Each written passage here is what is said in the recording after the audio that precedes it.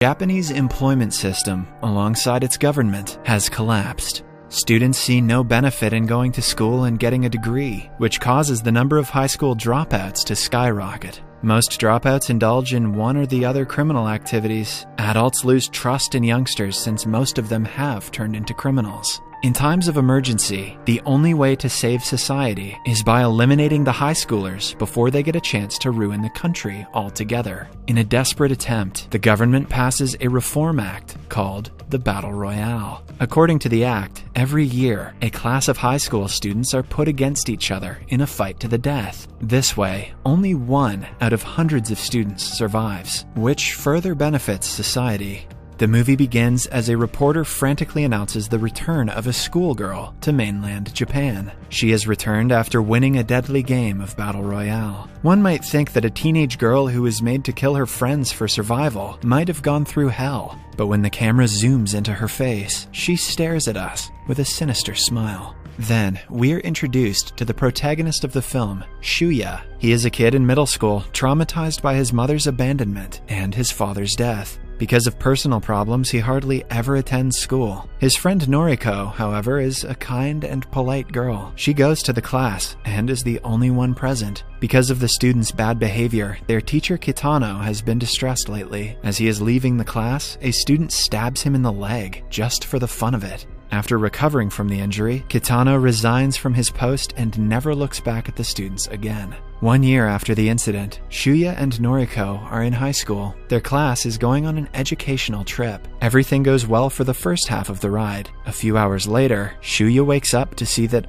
all of his friends are unconscious. The bus driver and conductor are wearing gas masks. When they notice he is awake, the conductor knocks him out. In the following scene, he wakes up again and finds himself in a classroom with all his classmates. They gain consciousness and look around, trying to figure out what is going on. They also have a strange device attached to their necks that doesn't come off. Suddenly, several helicopters land outside, and an army of soldiers comes out. Alongside them is Kitano, the teacher who the children used to disrespect until he resigned. He tells a confused class that they have been recruited to take part in Battle Royale. 2 outsider students named Shogo and Kazuo are also in the room who are supposed to take part with them. The 2 have already played with their classmates and are more experienced than the others. Kitano plays a video to explain how the game works, but a girl whispers to her friends in the middle of it. The teacher throws a knife at her and scores a direct hit on her forehead, killing her. The students panic and finally realize the severity of the situation. They watch the video attentively after that. It turns out that they are on a remote island with no way to escape. The students will be given a bag full of supplies that they will have to use for their protection or to attack others. The collars on their neck are tracking devices and microphones. If they try to escape or do anything against the rules, it will explode.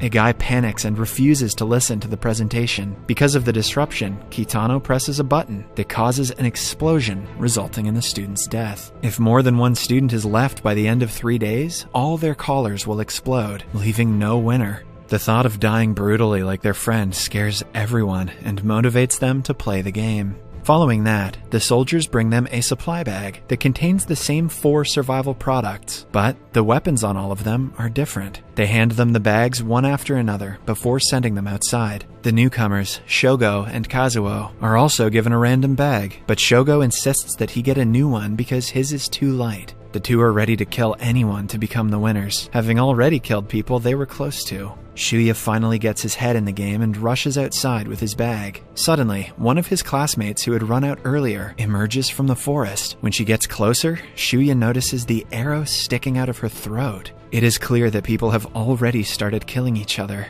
Noriko also comes outside, but before the 2 can decide their next move, a guy with a crossbow attacks them. They run away, leaving the guy to fight another one of their classmates. The couple then ends up in a cave, where Shuya checks Noriko's arm that was injured earlier. Unfortunately for them, their bag contains a pot cover and binoculars as weapons.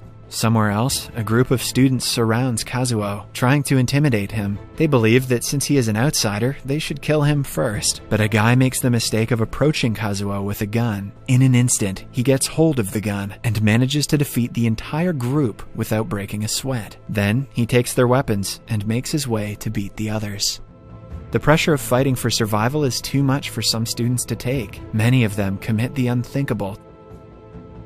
After that, we are introduced to a girl named Mitsuko. Unlike the others, the situation has turned her into a cold-blooded murderer. She kills a friend and doesn't even feel a hint of sympathy for her. The next morning, Shuya and Noriko bump into a friend with an axe who launches at them. Shuya makes Noriko run away before fighting the guy himself. The pot cover comes in handy to dodge the attacks, but they soon fall down the hill. In the process, the guy hits himself on the head with the axe. Shuya looks at him in regret, even though all he did was defend himself. Following that, he and Noriko run away again. This time they are stopped by a scared guy with a gun. He nervously asks them to stay where they are, too afraid to actually shoot them. Taking the opportunity, Shogo shoots the guy dead and takes his gun. He notices that Shuya and Noriko are not trying to harm anyone and agrees to take them in for more protection. Then, they see two girls calling people for help. They want everyone to join them and figure out the situation together. Shuya tries to go help, but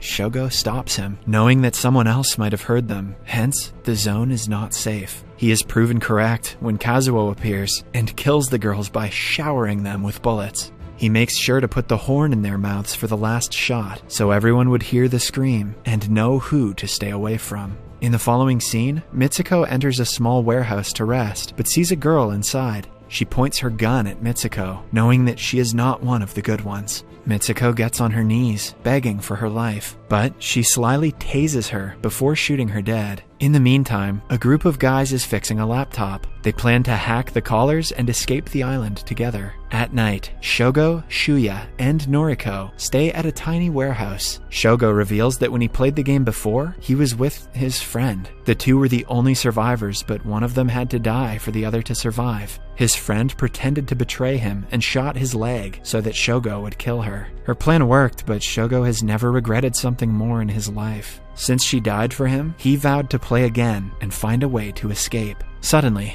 gunshots are heard from outside. Outside, Kazuo is after a guy who is wearing a bulletproof vest. Since he cannot take the guy down with bullets, he resorts to a sword. After decapitating the poor man, he hears a noise from inside the house that the trio is in. He puts a grenade into the mouth of the head and throws it inside the house. Fortunately, the group escapes just seconds before the explosion. Shuya runs outside to distract him, but is cornered in the process. Kazuo runs out of bullets, which gives him the chance to escape. He jumps into the water just in time to dodge the attacks. The next morning, Shuya wakes up in a lighthouse while being taken care of by a girl named Utsumi. She and her group of friends ask him to stay with them until they reunite with the rest of the group. If they stay together, they may have a higher chance of escaping. One girl from the group was the friend of the guy who died with an axe in his head while fighting Shuya yesterday. To take revenge, she mixes poison with the food they are about to give Shuya. However, her plan fails when a girl eats the food before she can be stopped. The effect of the poison soon starts to show, and she dies, vomiting blood. The girls panic and start blaming each other for poisoning the food. A girl gets her hands on the gun and fires at all of them. The chaos ends with the death of everyone, except for the girl who poisoned the food. Shuya knocks on the door, having heard gunshots. He is received by the girl, who apologizes to him and runs to the top of the tower. Shuya goes inside and is distraught to see all of his friends dead. He runs after the surviving girl, only to see that she too has committed the unthinkable. Somewhere else, Noriko gets a dream about having a heart-to-heart conversation with Kitano. She had always respected him, unlike the other kids, and sympathizes that he was never respected. At the same time, Kitano gets a call from his family, who does not care about him. His own daughter calls him, insulting him before hanging up the phone. He has always been treated terribly in his life, which is one of the reasons why he volunteered to be a part of the Battle Royale program. Later that day, Shuya comes looking for Noriko and Shogo, even though he is severely injured. Noriko also wanders around the forest and bumps into Mitsuko, who makes fun of her for hiding behind men. She is about to attack her, but runs away after seeing Kitano approach. At the same time, Shuya meets them but falls unconscious. Kitano gives Noriko his umbrella and leaves without saying anything. He is kind to her because she was the only person who was nice to him during the lowest time of his life. At the same time, Mitsuko meets a girl at a warehouse, crying over her friend's death. She kills the girl, but is attacked by Kazuo seconds later. Just when he thinks she is dead, she tases him and counterattacks with a sickle. Kazuo, who is already prepared with a bulletproof vest, doesn't die from the attacks. In turn, he pushes her away and finally shoots her dead. In the following scene, Shogo, Shuya, and Noriko are on their way to the warehouse where the hackers are staying. The hacker is still trying to gain control over the collar devices, while the others are preparing explosives with the materials they found around the island. They plan to kill the military and Kitano, which is their only chance to escape. After a lot of work, the hacker passes through the control system and disables the tracking device from all the callers. The group of guys then load a vehicle outside with explosives, but before they can move, Kazuo arrives and ambushes all of them. In a desperate attempt to kill Kazuo, a guy lights up the explosives and dies in the ensuing explosion. The trio runs out and sees the dead bodies of the only friends they had left. Kazuo is still alive, but has lost vision in both of his eyes because of the explosion. He fires randomly, but manages to get Shogo in the shoulder. Still, Shogo attacks Kazuo repeatedly and eventually kills him. Following that, the trio goes to the shore, where Shogo reveals that he was only pretending to be their friend because he wanted them to protect him. Now that they are the only ones left, killing them would benefit him the most. With that being said, he shoots at the last couple and wins the game. Kitano hears the noise and declares the game is over. The soldiers do not take much time before returning home, leaving Kitano alone on the island.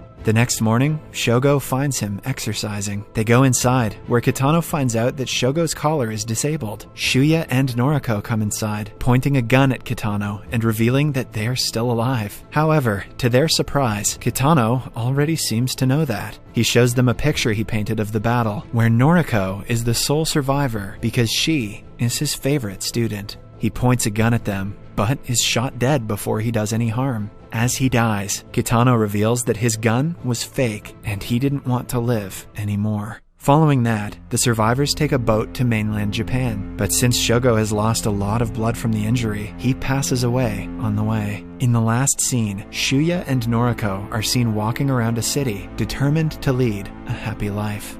Subscribe for more videos like this, turn on notifications, and leave a like to help the channel out. Thank you for watching.